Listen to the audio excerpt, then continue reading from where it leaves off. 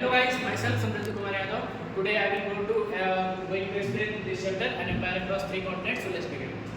So first we will talk about introduction of this chapter. So first we will get to know that what is empire. An empire is a kingdom in which the ruler capture more than one country. The ruler capture first trade route because from trade routes he can go to any country. Now we will talk about Alexander. Alexander was also known as Alexander the Great because he captured the regions like North Africa, West Asia, Iran, and other regions. But his military, after going to in these places like North Africa, West Asia, refused to go further east. So Alexander Empire disintegrated, and after Alexander Empire disintegrated, three empires developed in that region. First is Roman Empire, second is Persian Empire, and third is Nomadic Empire. In this chapter, we will talk about Roman Empire and Persian Empire. Nomadic Empire we will study in another chapter. So let's begin. Roman states have different collection of sources about the Roman Empire. First, textual sources, second, documentary sources, third, material evidence. So first, we will understand what is textual sources. Textual sources include histories of the period written by contemporary historians. They are also called annals because the narrative construct text on a year basis. Textual sources include letter, sermon, laws, etc. Now we talk about documentary sources. What is documentary sources? Documentary sources includes mainly papyri and inscription. What is inscription? Inscription were made on rocks by carving on the stone, written in Greek and Latin language. Now we will talk about what is papyri. A papyri is a plant grown along the banks of the Euphrates, which is converted into writing material and is used also in everyday life. Thousands of contracts, letters have survived on papyri. The scholars who published papyri is also known as papyrologists. Now we will talk about material evidence. What is material evidence?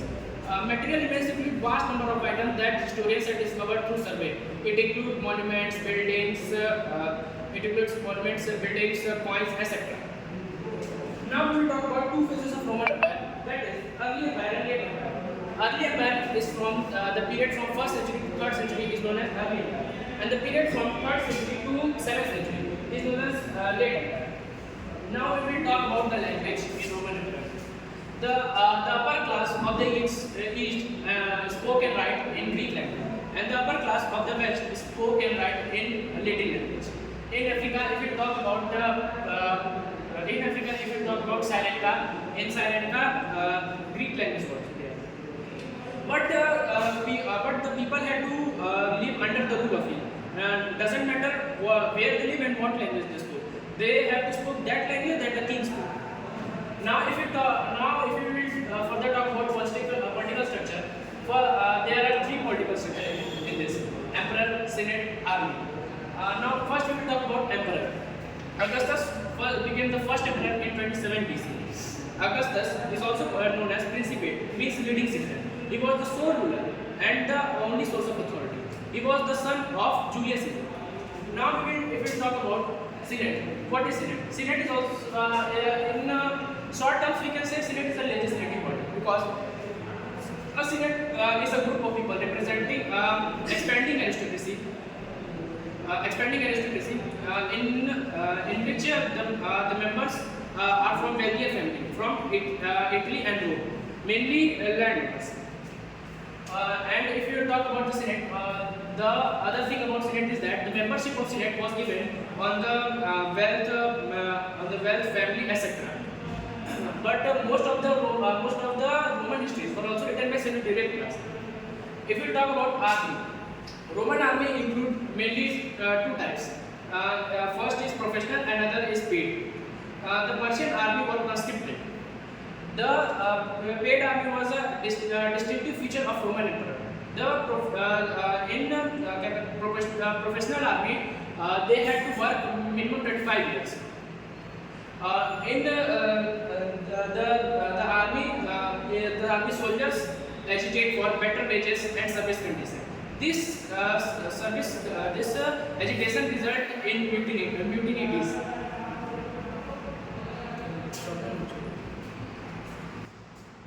Sorry for the I exceed the time because my name became thirsty, so that's why. Rise and power shift to provinces. In this topic, we will talk about the major urban centers of Roman Empire. Major urban centers were on the shores of Mediterranean. The biggest cities like Alexandria, Carthage were also known as urban cities. In this, we will talk about the central government collect tax from provincial countryside to cities through cities, which draw a lot of money to the emperor. And we can also see that shift in power from Italy to the provinces. The power is also shifting from senatorial class to provincial upper class. In this emperor whose name is in this we will talk about the emperor whose name is so further we proceed to cities of the Roman Empire. In cities, the Roman urban cities have its own magistrate and villages under its jurisdiction. Villages could be the territory of another village, but the city could not be the territory of another village. By using imperial favor, we can convert city into village and village into city. Then in this topic, we also get to know that this one advantage of living in the city is that you provide better food during food shortage or famines as compared to village. Now further we proceed to amenities in city. In this topic, we will talk about how people of Roman Empire enjoy in these cities. In these cities, people have amphitheaters in which military soldiers do drills and people see and enjoy it. It is filled of 176 days of the year. And if we further proceed to marriage and divorce, in this we get to know that in the Roman Empire, we get to find that nuclear family was found in Roman Empire, and the elder son did not live with their parents, and elder brother rarely share household with their brothers. Now, if we talk about marriage, in Roman Empire, this woman did not transfer authority to her husband, and they have full authority in the property of her native family. The woman dowry remained to the husband till marriage. After divorce, it transferred to the woman, and the women were primarily higher of her father, and become owner of her father after death. The woman enjoy legal rights in the property of her father. Then if we will talk about divorce was much easy in Roman Empire because it does not need consent of the husband, families or any other law. In this, if husband and wife are agree to divorce, they will divorce. The marriageable age of women is late 10 or early 20, and the marriageable age of men is late 20 and early 30s. Now, if we further proceed to literature, the writing and reading is greatly varied from different regions. First, we will talk about Pompeii. Pompeii is discovered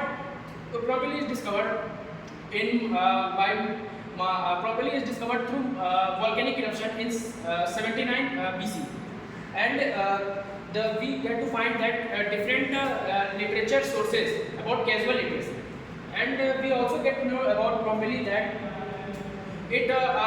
walls of the Pompeii of the street have different advertisements on the street. If we talk about Egypt include contracts written on papyri, but the professional scribes write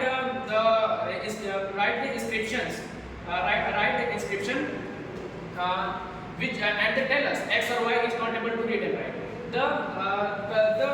If we conclude from this topic that literature is widely spread in different regions, like soldiers and like empire and military, etc.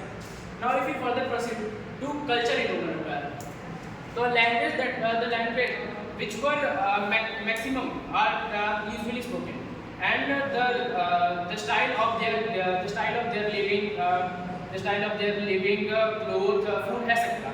If we proceed to economic expenses, in this topic we will get to know how economy of Roman Emperor get diversified. The wheat, wine, and olive oil were consumed and traded from regions like Italy, Spain, Egypt, etc. Now, if we talk about the technology in Roman Empire, so diversified water supply across the Mediterranean, and it also supply water to the military side.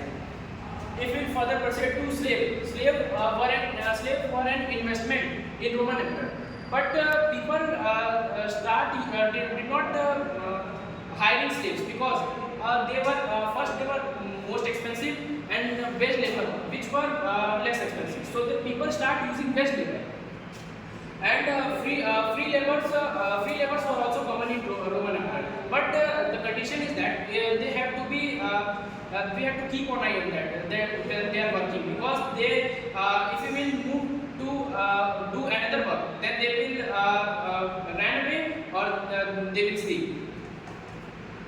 Then we will further proceed to another topic. Roman writers have different opinion about slave. First we will talk about Columella. He is the writer of Southern Italy, who said that landowners should keep reserve stock of implements, because if one implement is get broke, then slave will exceed that, and they will not do work. And the second writer is that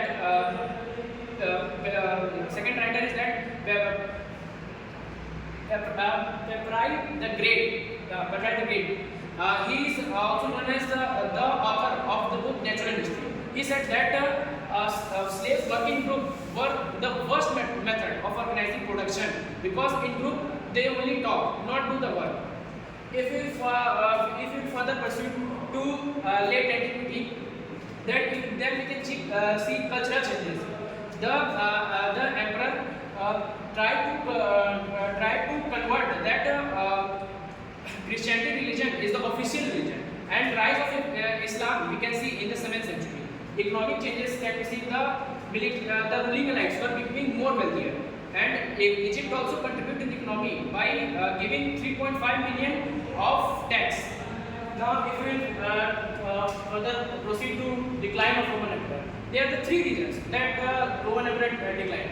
First, Justinian. Justinian was the emperor who recovered Italy from Ostrogoth. Who recovered Africa from Ostrogoth. And but the recovery of Italy made the country devastated. Now, if we talk about the war between Rome and France, the Sasanians